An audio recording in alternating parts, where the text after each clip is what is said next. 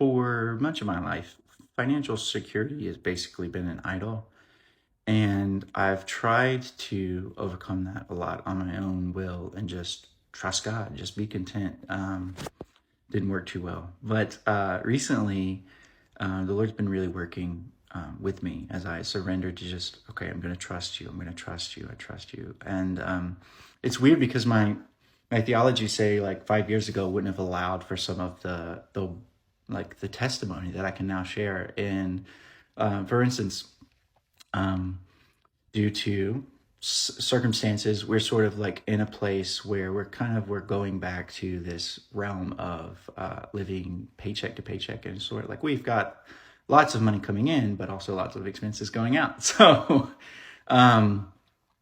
it's just one of those situations where things are pulled tight, even though we are very, very blessed.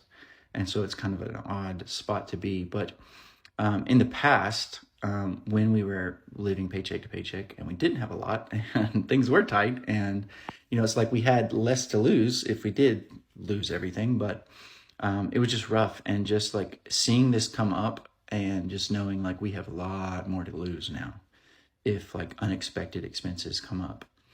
And we're just like, it was tight. There was like this dread from like there was almost like a kind of trauma from before, of like this dread of, man, the stress, the pressure of like, are we going to make it? Are we going to have to like, are we going to lose something that we thought we were blessed with these things? And in the past, I think I would have, and it's funny because the unexpected expenses were, just to try to be quick. We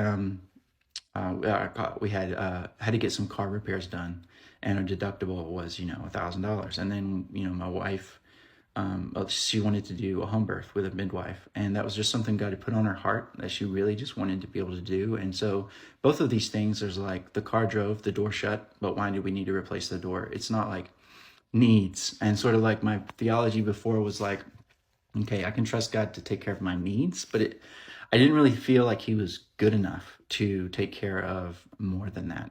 So I wouldn't have even bothered to ask. I would have just been like, well, we can't afford it. We won't replace the door. We don't need it. And like you want a midwife? Like, I'm sorry, that's just a desire you're going to just have to squash.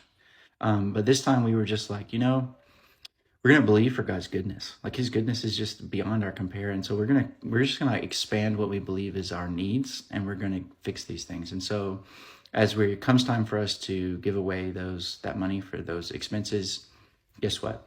Our tax return comes in and it is just what we need. So praise God.